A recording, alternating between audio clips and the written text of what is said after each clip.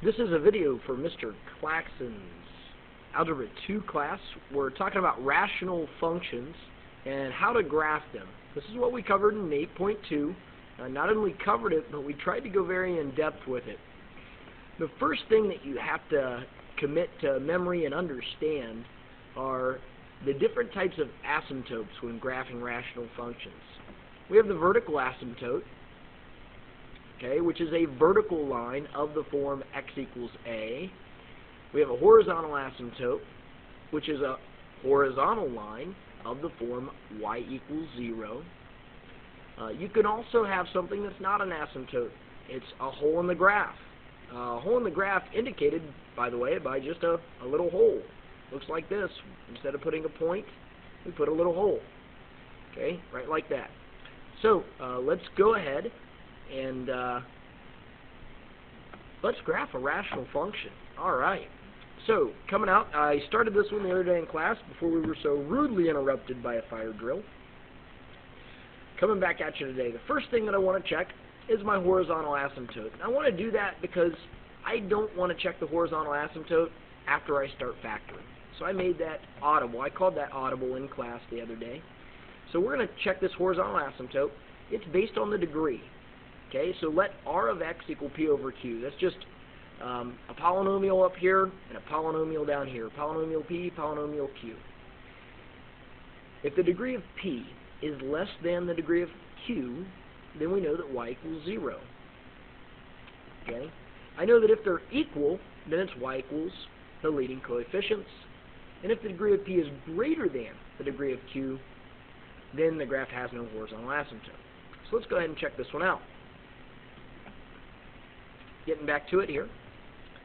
Number 13, again, any rational function. So in this case, we have f of x, which any rational function, r of x, we have p over q.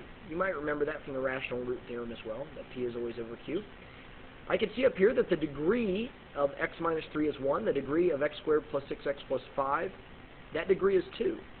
So I have the degree of p less than the degree of q, therefore my horizontal asymptote is going to be y equals 0. And that is a horizontal line. And we're going to come back and graph that just a little later. I'm first going to find the horizontal asymptote. I'm going to see if there's any holes. So let's see if there's any holes now to this rational function. So holes. And I'll go ahead and put a question mark after that, because I'm kind of asking myself right now, are there any holes?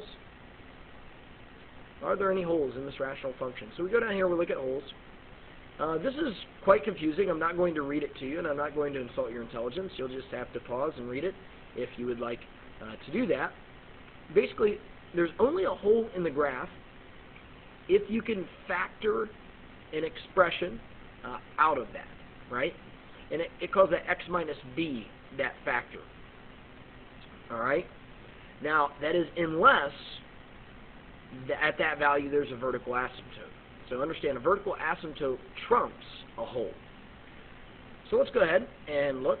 Does anything cancel out? Well, in order to figure out if anything cancels out, I actually have to factor this. So I start with f of x equals x minus 3 divided by the polynomial x squared plus 6x plus 5.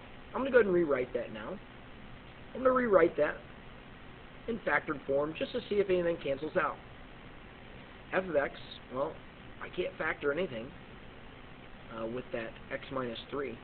Okay, and remember, that's the quantity x minus 3. I'm thinking that's the quantity x minus 3. Everything's grouped together in that numerator, just like everything's grouped together in this denominator.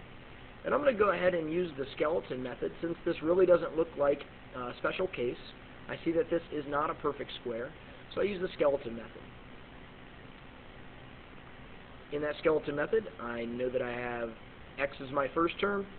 I'm looking at, positive, positive, means that both of these are going to be positive. I look at this one first, okay, that last addition sign there. I know they're both the same, and then that tells me they're both positive. Factors of 5 that add together to 6, well, look at that, 5 and 1. So I can see that nothing cancels here. So for holes, I can say none. No holes. Nothing cancels out. So now I'm going to go ahead and go to vertical asymptotes. And because I just did this work here, let's go ahead and see about these vertical asymptotes. I call them VAs, right? I can't cancel anything out. My vertical asymptotes take place where the function is undefined. So where is this function undefined, right? Where is f of x undefined? And an undefined value, if you'll remember back from the beginning of the year, happens whenever the denominator is 0. So when the denominator is 0, the function's undefined. So what makes that denominator right there 0? And maybe you'll see that a little bit better. I'll go ahead and try to change the color of that. Let's see if we can't change that color. Change that color to blue, right? Where is that 0? Well, it's 0 at x equals -5 and x equals -2. So that pretty much shores it up for me.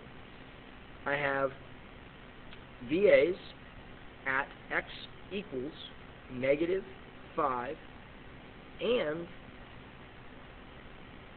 x equals -1. If I said -2 earlier, I didn't mean it. So I now have all of these. Well, let's go ahead and create the graph now. Again, my answers actually would go up here. Okay, I'm not going to waste time by transferring my answers. You're not going to have to watch me do that. Let's go ahead and make some lines. The first thing I have to do is outline, label, and scale, and I want to be very cognizant here of just what part of the graph that I'm actually graphing. If I have vertical asymptotes at x equals -5 and x equals -1, I kind of want to skew my graph to the left a little bit. And I'm going to go ahead and skew my graph to the left by putting the y-axis right here. I'm going to change that position of the y-axis. I'm going to go ahead and put the y-axis just over a little bit. Move it up there. All right. Now I'm going to call it y. Right? That's y. Hooray for the y-axis. Oh, you can't see that, so I'll write it down here. I've labeled it. And now let's go ahead and draw the x-axis.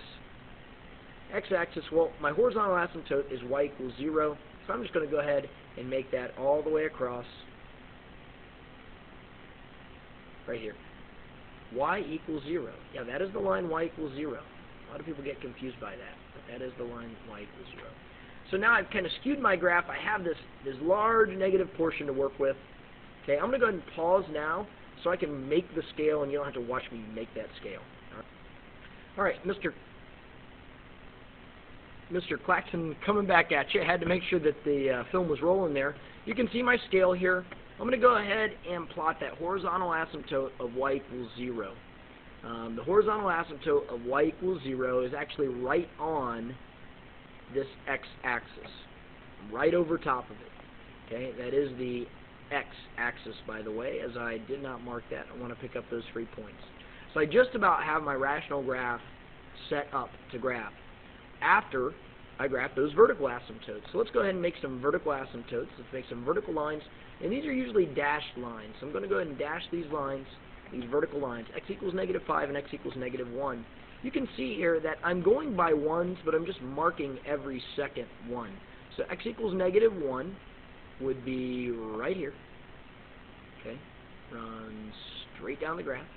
And x equals -5, so -4, and that would be -5, even though it doesn't say -5 there. Try to clean my graph up a little bit just by scaling it in a way that's not going to be sloppy, by scaling it in a way that's going to be easy to read. As you can see, I can't really get that to be exactly how I want it, but those are vertical lines right there. Okay, those are vertical lines. So in the next video, I'm going to explain how we want to graph this now. We've set up the equation. Now I want to graph it. So we're going to go ahead and do that in the next video. Watch the next video if you'd like to know how to graph it.